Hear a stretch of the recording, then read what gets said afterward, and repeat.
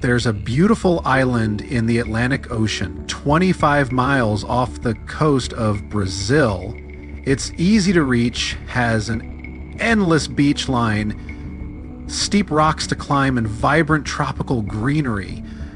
Yet there isn't a single hotel here, no one's hiking on all those rocks, no one's watching sunsets by the ocean, and you'll never see kids build sandcastles on the beach. People left this island a long time ago and will unlikely ever come back to live here. The island's been long since taken over by creatures you'd rather never meet. Ildecribum grande has the highest concentration of venomous snakes in the world. It's the only natural habitat of the golden lancehead viper, one of the most dangerous snakes on the planet. Somewhere between 20 and 40 of these critters live here. They say you're never more than 3 feet away from meeting one of them on the island. They're like life insurance salesmen. They're like life insurance salesmen. Lancehead vipers have venom that's 3 to 5 times stronger than that of their closest mainland relatives. Evolution helped them to develop it to keep them. Their only prey is birds that visit the island to rest. Lanceheads have to slither up the rocks for lunch and can't wait and trace those birds like other snakes. So they developed a super venom that works almost instantly. One legend says the snakes ended up in the middle of the ocean thanks to pirates. They were looking for a good place to hide their booty, their gold. The island was a perfect match. They also needed something to protect their treasures from any invaders, so they brought some snakes, and those multiplied quickly. A more realistic explanation involves not humans, but rising sea levels. Snake Island used to be part of the Brazilian mainland, but the sea isolated it from the rest of the country around 11 years ago. The snakes that ended up on that island were able to spread and thrive because they had no predators to bother them. And when people tried to, let's just say it didn't end well. Another island legend is about a fisherman who came here to pick bananas. He didn't expect he'd have the company of venomous snakes, and they were ecstatic about a new item on the menu.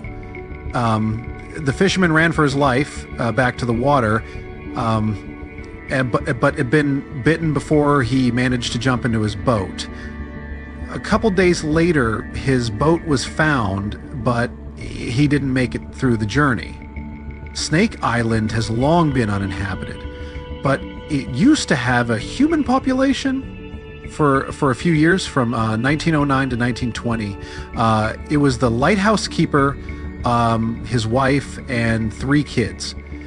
Their task was not to let people on the island. According to another legend, one night snakes got inside their house through the windows.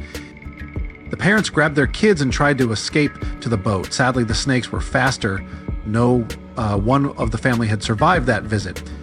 The lighthouse has been automated. Now the Navy visit it regularly to check if it's in order and keep visitors away from the island. It's both for the safety of people and for the good of snakes that are a critically endangered species. Some of those people are tourists looking for adventures. Some others are smugglers that capture and sell lanceheads. For 10, zero animal collectors and scientists are willing to pay that price. There are rumors that the venom helps cure heart conditions. In the past, someone tried to set the island on fire to get rid of the snakes altogether and clear the land for agriculture. The snakes have an important mission. Cather Brownings have, first of all, sometimes they're crucial to study them to better understand the whole lancehead snakes family and to treat people who get bitten by them on the mainland. Such incidents happen a lot in Brazil. If you really want to visit the island, you have to be one of those biologists or researchers who use it as a real-life lab to study the golden lanceheads. You must go through a lot of paperwork and get an official permission for a visit. There will also always be a doctor in the group to help others if something goes wrong, and Navy officers to make it safe. Elsewhere, there are places where people do survive alongside snakes. Musamwe Island on Lake Victoria in Uganda is home to 2 0 snakes, and less than 100 people. That's a ratio of over 20 snakes per person. Rock pythons, cobras, vipers. You can find those even in people's houses. Sometimes they share beds with the locals.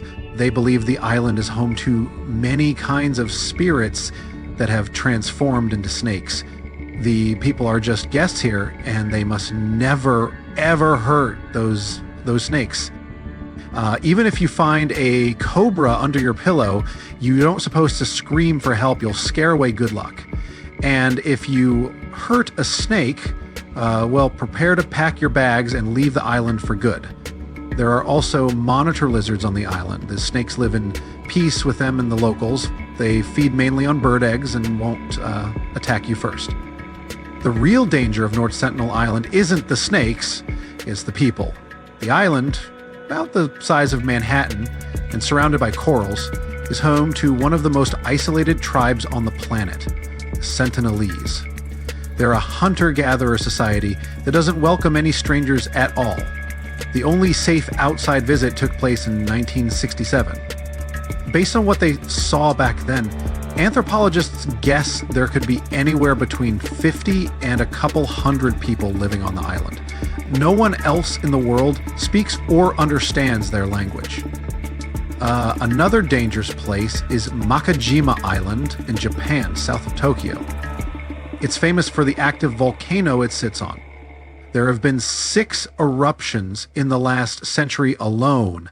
Poisonous gas has been leaking through the ground ever since the latest incident in 2000. For years, all residents and tourists had to carry gas masks at all times when on the island.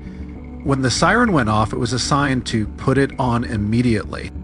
It meant the sulfur levels in the air had dangerously risen. Luckily, it's been years since the gas masks were necessary.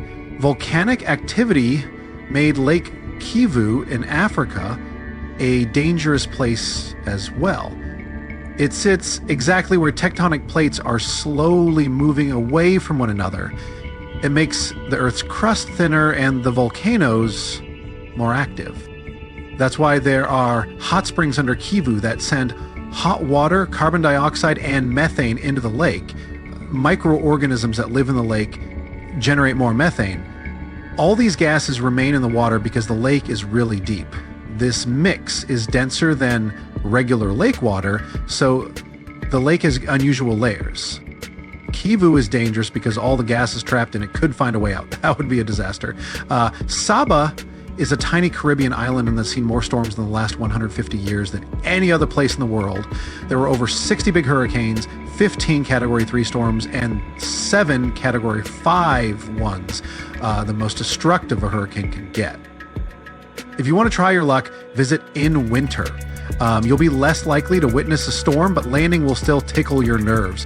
Sabah also happens to have one of the shortest and most dangerous runways on the planet, stuck between 2 rocky ridges. Bouvet Island is the loneliest and most remote one in the world. The nearest piece of land is 10 miles north, and the Antarctic coast is 100 miles to the south.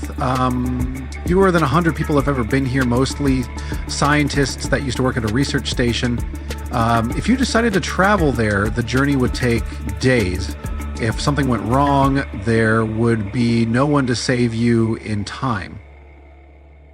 Plus, 93% of the island is covered with a glacier, and there's just one appropriate place to moor a boat.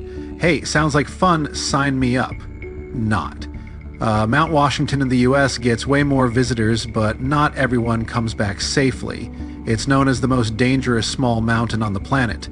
The winds here are the fastest on the surface of the Earth, reaching 200 miles per hour. Hey, let's go fly a kite, huh? Freezing temperatures and heavy snowfalls don't help the ascent either.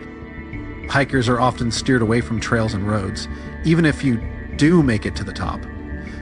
You'll experience overloads like on the peak of Mount Everest. Please like and share so everyone knows. Thank you for watching. If you want to know more, stay with it and continue.